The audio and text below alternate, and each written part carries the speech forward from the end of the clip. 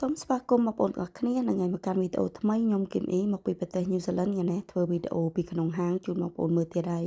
និយាយទៅអត់សូវបានធ្វើជូនបងប្អូនមើលយូរដាក់បងប្អូនមើលម្ដងបានហើយកុំឲ្យបងប្អូនធុញអីចឹងណាហ្នឹងហើយហើយនេះផងដែរពួកយើងធ្វើម្ហូបជូនបងលោកយាយលោកតាគាត់នៅមណ្ឌលចាស់ជរាអញ្ចឹងបងប្អូនគាត់មានកម្មវិធី picnic គេអញ្ចឹងទៅក៏គាត់កំងហើយបើរហដងបើធ្វើត្រឹម20 30កញ្ចប់អីគឺប្តីខ្ញុំធ្វើជូនតែដល់ពេលច្រើនអញ្ចឹងតោះតែខ្ញុំទៅជួយគាត់អញ្ចឹងបងប្អូនដើម្បីខ្ញុំតម្លាក់ទៅគាត់ខ្ញុំអ្នកចំអិនគាត់នឹងអ្នកចាត់ចែងអញ្ចឹងណាព្រោះតែយើងធ្វើពីរអ្នកអញ្ចឹងទៅដើម្បីឲ្យម្ហូបយើងក្តៅស្មើគ្នាកុំឲ្យមួយត្រជាក់ហើយមួយអត់ទាន់ឆ្អិនអញ្ចឹងទៅបងប្អូនអញ្ចឹងគាត់ដឹងតែរៀបដាក់ចូលប្រអប់ខ្ចប់ចូលទៅខ្ញុំដឹងតែចំអិនឲ្យគាត់អញ្ចឹងនិយាយទៅពីអ្នកយាយតាថ្ងៃឡើងនិយាយទៅមានបងប្អូនខ្លះគាត់ថាស្មានតែហាងខ្ញុំធំគាត់មកដល់ហាងខ្ញុំគាត់ថាអូហាងទូចអីអញ្ចឹងនិយាយទៅហាងខ្ញុំទូចទេបងប្អូនអើយគ្រាន់តែយើងលក់ម្ហូបកំងអញ្ចឹងត្រូវមានអ្នកធ្វើការដោយថាគាត់ជួយលក់ជួយទទួលទូរស័ព្ទអញ្ចឹងទៅខ្ញុំពីអ្នកប្តីប្រពន្ធខាងចំអិនអញ្ចឹងណាបងប្អូននិយាយទៅអ្នកធ្វើការខ្ញុំ4នាក់5នាក់មែនពិតប៉ុន្តែ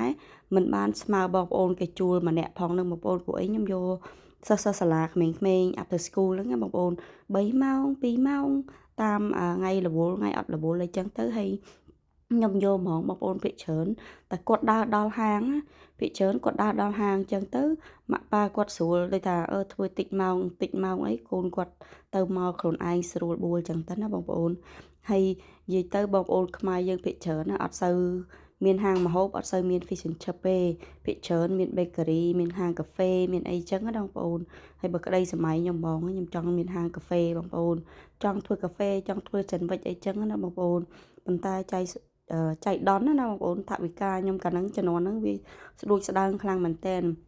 មានគ្រប់តែទិញនៅហាងនឹងមួយឯងទៅពេលហើយឥឡូវមានអីជាប់ចិត្តហើយបងប្អូន8ឆ្នាំហើយនៅរត់ហាងនឹងដដែលតាណារួចសោះ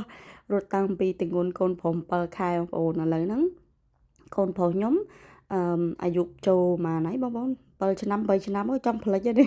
ចាស់ហើយហ្នឹងបងប្អូនអញ្ចឹងត្រូវការ